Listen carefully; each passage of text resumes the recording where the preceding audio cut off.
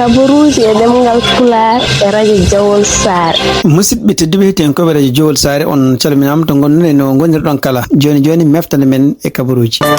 Meftande men kabaruji jamma hannde jaatanen koye dendi Amatoure e kabaruji dowlaji dentuɗi e kabaruji international. Bandiraɓe sehlaɓe heɗotoɓe radio Jawol Saare jaam ñalle moon hande ko ñalawma talata hawri ko nogas e jeetati lewru avril hitande ujunnaji ɗiɗi nogas e jeegom habaruji moɗon e ɗemgal Pulaar guiɗoɗen kodi international non to Sénégal hono Farba Ngom cokaɗo ma won joni lebbi sappo e nayi andi wayno ɗaccirama hande ɗum noon ko yamirore umminde toon to Cour suprême mo wonduno Papa Malick Faye goto e ancien ministre uji Macky Sall kañum woro mumen wayno yamirama oɗo sa joni yonnelde kaso kanko Papa Malick ene wayno wonno koye liberté provisoire kono joguino wadɓe manno ko jawo e koyngal makko kanko Farba Ngom kadi ko hunde ɗaminno andimo o yalto ande ko caggal nde o nanga en ma won joni no wirani lebbi sappo e nayi o nanguirno aɗa no wiyata komo tuma won kalisaji on waɗa business aji muɗum taw ko kalisaji e wiide mabɓe kamɓe laamu ngu ɗiɗon kalisaji laaɓa caggal muɗum ene wayno ko kalisaji nde jiita wonde kanko ala fof ko waɗi hen e kadi ɗum ɗon wona gon caggal kadi goto mo takkitno biyeteɗo Dahir Sarr ɓe woppa ɗum noon e wayno ko kamɓe ɗiɗi fof ko takkono e mabɓe ko temedere nogas joyi million franc CFA wiya wonde ko kalis eɓe laɓɓino Dahir Sarr noon e wayno oppanamo guel nden nade goto e joguiɗo konngol famille makko o yetti galle makko nde mbi wonde en wayno ko laamu ngu e surtout en ko Ousmane Sonko mi toddoto hen gila campagne mum wonno toon to Agname wino wonde Farba Ngom ngol ɗo wonata lawol muɗum cakkitol wadde campagne kanko Ousmane Sonko en wayno ko ponnoɗo wiide wonde maw sok Farba Ngom ko sakkiti ko en tumnade joguiɗo konngol ko ani sakkiti koɓe pawti hen ko téléphone aji wiyama omo jogui ɗum toon to kaso to ko wawi wonde foof Cour suprême ko kamɓe jamiri hande yo op ɗum noon hay sindo appel kamɓe laamu ngu kadi ɓe mbaɗino mbino wonde koɓe jiiɗa oppe Cour suprême ɓe ɓuuri dole donc kanko Farba Ngom o yalti hande caggal nde woni e kaso ken wona sappo e nayi lewru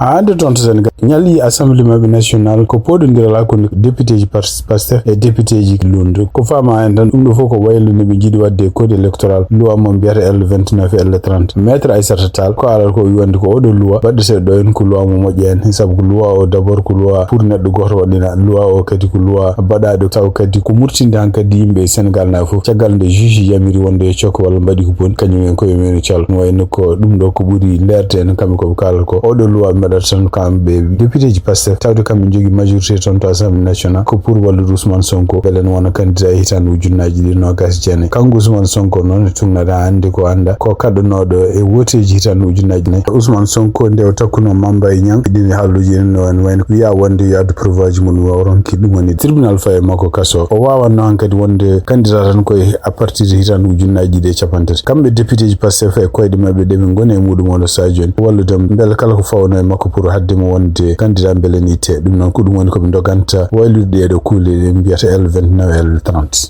to Touba délégation mawɗo APR alliance la république parti mo ancien président Macky Sall ɓe mbawi yaade toon kanko khalife général de Mouride hono Serigne Mountaga Mbacké nder konngol gardiɗo de délégation ɓe jaari toon ko pour heɓde dow uji pour ancien président Macky Sall e anni e mo woni yidde mum lomtade Anthony Guterres gardingu Nations Unies kanko gardiɗo de délégation Babacar Gaye e nder ko haali o wonde addaniɓe ɗo hande pour politique hande addiɓe ɗo en goto fof ne andi no mbaɗon horsinde Macky Sall sibabude e gueɗe kewɗe ɗe kalɗon muɗum donc o addi min ɗo en koko fate ñaganade mo duwaw hono kanko gardiɗo Mouride noon hono Serigne Mountaga Mbacké e nder konguɗi ɗo jaabi kanko hoorema ko artiri haala ka en e nder wiide wonde kala ko jogori kewde Macky Sall ɗum koye juuɗe Allah o wi kanko hoorema kadi ne wayno o ñaguima hono Serigne Touba ñaganade ɗum duwaw kanko Serigne Mountaga o wi wonde ɗum ɗo fof woni koye juuɗe Allah e ɗum noon kadi ko Allah tan hoddirte on wayno koko wi ɓe enen heddiɓe fof ken maccu konal ko mbawɗen wadde tan ko ñagade ko wawi wonde fof délégation weltima hen kadi fottude e makko toon jaɓɓede ɓe toon to Touba e joddade kanko Serigne Mountaga ko ñande altinde wanno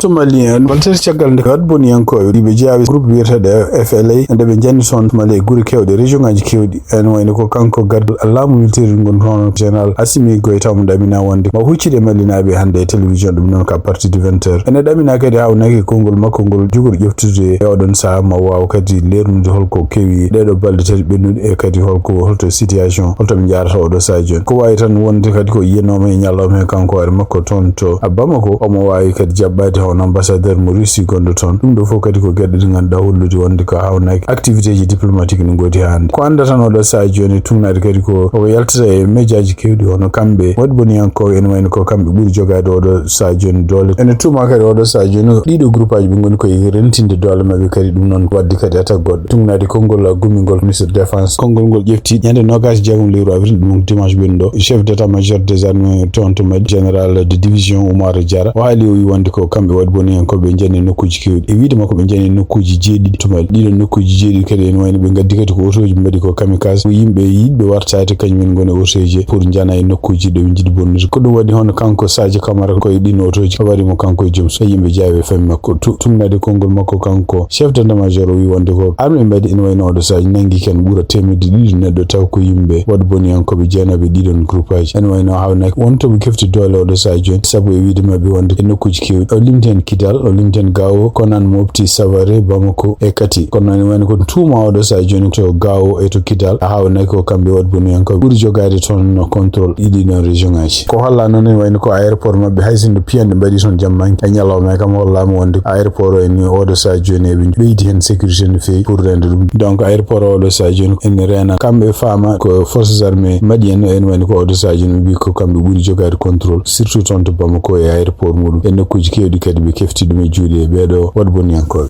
to rosso Sénégal gorgot nangam ton en wiete so jogi passeport mona gonka dum non tagal de be nangimo de en wayno be neldimo ton jimadi Saint-Louis tumnade kadi ko halde enquête be tagal de be enquête be tawi wonde ko passeport mo jogi o passeport jaadu ton to Île Maurice passeport winda hen ko indi makko wiete ko teso jibina ko e hitande ujunere temedde jeena e capande jeetati e joyi ton to produit tagal de continue enquête makko be tawi wonde ko hoore makko en wayno mo jogi carte d'identité nationale mo Sénégal o jibina ko hitande ujunere temedde jeena e capande jeetati e didi ton to Dakar tagal de be bade makko pression o gongdini dum don wi wonde ko gonga ko Sénégal naji ko ton jibina indi makko gongre gonko teso Gabriel So dum ko inde tan ndo huturi pour badanda mo passeport ko den inde rokki o non kanko jotondir noko neddo goto wi abo be jotondir ko par WhatsApp non neldi dum kaliska e finalement neldi mo passeport makko ko wonde fofo do Sadio no mon nangamo fa wonde hutoro gede dum ngana gong dum do foko waddi buri odo Sadio no mon jimandi tribunal uji gondi ton to Saint-Louis Sénégal on nangano ko to frontière hakun motan Sénégal taw juso tati tan woni rosso Sénégal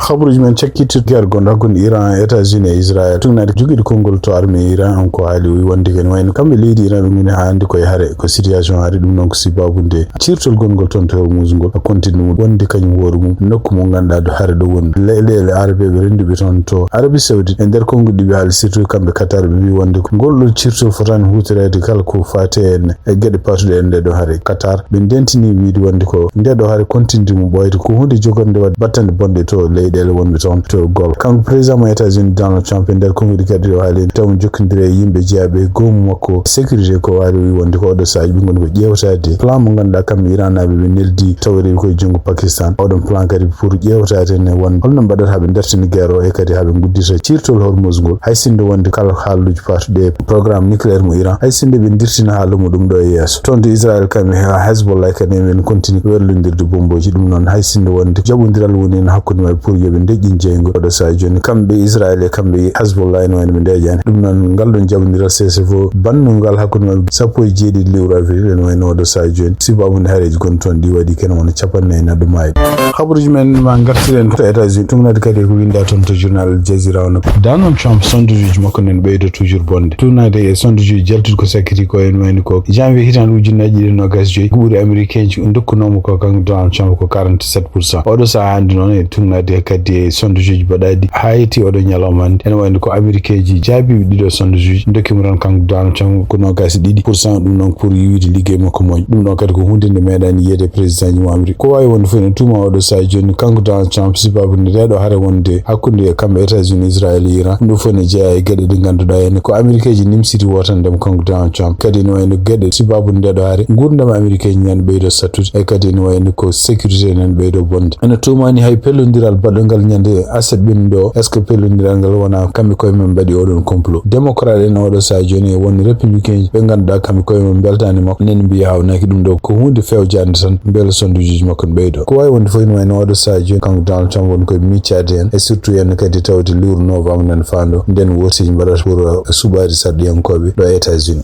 ande ton to Washington kadi en wayno ko odo sa joni haggilaji kadi no kucciti hono Donald Trump e bedo komije biete do Jimmy Kimmel dum do focus babunde kanko Donald Trump e jomsudu makko yaltude be television hecce hanki widi wonde ko kanko Jimmy Kimmel en foko shimako de wadata ton to ABC alla sego den jewti coupe kanko war makko seke dum do fo non si babunde nyande alkhamis de bal didi ko addi pellugol bannugol ton to Washington gol kanko Jimmy Kimmel en wayno waddino jalni ko mo tawnyen Melanie Trump o wondi ko Melanie Trump ko yeso ngoko o yeso lengo way ko neddo cunidi ni kanko Melanie Trump e kanko Donald Trump o wondi ko kanko Jimmy Kimmel dum do ko yiddi noddude fetine o yiddi noddude hono Donald Trump e wari kanko Jimmy Kimmel hanke der yewtere makko de way o haali yen wi wondi dum do ko gajotuji dum do kadi ko amande mamum jogi mo jogi o wi so tawi kanko wari makko mo seke hawnaki jogiido kongol ton to Maison Blanche on Caroline Levitt kanko wari ma e pour ƴewtade kanko Caroline Levitt o haaldini kanko wari makko e fax do hirde wadde o wi wondi ko hirde ma wad faayidi kadi hay pellodiral ma watton kanko Donald Trump wonde anjemo kala gele no ganda en won journaliste ji walla won comédien ji wiyata wonde ko yimɓe jiɗama jiɗi tan ko haalde ko boni ko faate makko hande toon to Washington ko yalti kadi no wayno kamɓe New York Times e kamɓe kadi Fox ɓe jaltini mbi wonde wono département justice mo États-Unis no wayno timo kadi hono James Comey mennoɗo wonde kañum hoore mum directeur FBI pour takkude ɗum kadi lawol gotol ƴewde duggoɗo sa joni fawde muɗum toñangueji ñawɗum donc en wayno James Comey hitande ɓe nde département justice ɓe ƴeewi no fawde muɗum kadi toñangueji kono noon e onon saabi donkuno sibabunde procureur uji ɗi ɓe mbanno en ɗi fof mbaɗi gueɗɗe ɗe ganduɗa kamɓe ñawoɓe beltaki hen ɗum woni kala ko mbawno fawde makko momta haalaɓe joni noon ɓe gartiri mi wi wonde kanko James Comey on ko wanno e nder médias sociaux omo haalen ko fayte gujje gonnoje maayo o haali en kadi woyi gujje ɗe kadi dentirti ha mbawa kañum hoore mum hollude numéro 176 e 49 kamɓe secret service e kamɓe républicain kanko Donald Trump ɓe mbi wonde ko kanko James Comey en wayno ko yiiɗi ko neldude message pour kanko Donald Trump yo ware e wiide mabɓe ene wayno ko 47 e nder oɗo chiffre moɓe kanko James Comey watton 47 firti wonde ko kanko Donald Trump kanko ko woni 47 ɓijo président mo États-Unis 66 gardiɗi noon en ɗum kadi ko slang ɗum noon ko konguɗi gonɓe lawol firti wonde ko mbare walla momte kaari ɗum ɗo fof e wiide mo secret service e département homeland sécurité e mbi wonde ko kanko James Comey ɗum ko message uji ko Donald Trump yo ware donc ɗum woni joni ɓe jiiɗi kadi artirdemo toon to tribunal uji siftinde on tan ko kanko Donald Trump guilo ari e laamu e mandama ko ɗiɗaɓ James Comey ne jeeya yimɓe ɓe o limti wi wonde ko alay sago o waɗa feere fo nangu ɗum kanko Leticia James kadi gonɗo toon to New York omo jeeya hen ɗum ɗo fof ko yimɓe wi ganduɗa wi gankiti noon walla pawe makko bonandeji walla takkimo alay sago rutto e jomumen ha andi toon to États-Unis tungɗat kadi e jokkodiral gardiɗo FIFA e États-Unis e laamu Donald Trump waɗa sa joni en wayno ko kumpa ko nandeɓe kamɓe FIFA wonde so tawi laamu Donald Trump ene jaɓa ɗaɓɓande nde mbaɗe mumen ɗum noon ɗaɓɓande sibabinde coupe du monde baɗo coggi lewru juin haytanma lewru juillet ɗum noon ñande 15 lewru juin haytanma 19 lewru juillet ko leyɗele ɗeɗo tati hono Canada États-Unis e Mexico ɗaɓɓande ko fati États-Unis kala ko fati immigration ɗum noon rewde yimɓe walla arde nokkuje ne enquête walla nangi yimɓe tawi oɗon dumon ene wawi dartinede sibabunde huldeɓe kamɓe FIFA wonde ko gila jouoɓe ha yimɓe won ardoɓe délégation ngaji oto garta ɗo e immigration ɓe gontan ɗumen caɗele ko wawi wonde fof ndeɗo ɗaɓɓande tawa hono laamu Donald Trump ɓe jabaki hen taw pour le moment habaruji men États-Unis cekkitoɗen ko to Texas ɗumnaji kadi e sondajuji mbaɗaɗi toon hono candidat démocrate en hono biyeteɗo Talarico en wayno oɗo sa joni sondajuji ɗi kolli wonde kanko ardi gonnoɗo ɗo toon sénateur toon to Texas on kanko konen e neɗɗo kadi jiɗɗo heftude place makko kanko konen hono biyeteɗo Paxson ko wawi wonde fof ɗiɗo sondajuji ko jaltuɗi kadi hollude wonde ko so tawi woteji ƴeftanoma hande kamɓe ɓeɗo ɗiɗi o hawatɓe ko siftinde on tan on woteji hakkude kamɓe républicain ji ene wayno ko sibabunde ni kanko Paxson ni kanko konen hay goto maɓe heɓani kene ɓuuri 50% donc ene wayno ɓe continue wadde campagne maɓɓe ha ñande 26 lewru mai ko nden kadi kamɓe ɓeɗo ɗiɗi hono kanko Cornyn e kanko Paxson siftinde on Cornyn ko kañum hoore mum ko sénateur républicain gonɗo toon to Washington ene wayno ko lewru novembre o mandat makko gasat ko jiɗɗo wontude candidat Paxson noon kañum woni gardiɗo toon justice toon to Texas jiɗɗo heftude place makko kanko Cornyn ko wawi wonde fof ene wayno ɓe pottita ko ñande 26 lewru mai pour wadde woteji kadi tawde woteji mbaɗanoɗi toon to primaire hakkude mabɓe ɗum noon wonno koye lewru février ene wayno ko kamɓe ɗiɗi fof hay goto mabɓe dañani 50% ɗum waɗi hay goto mabɓe gañaki oɗon saaha ko wawi wonde fof ɓe gartete ko ñande 26 lewru mai hitan ujunnaji 26 musidɓe tedduɓe ten ko ɓeɗa josar ko ɗo tongi meftane men e jamma hannde o en ñaguima joom jaam mo jaam woni jungo mum nde waɗante en jaam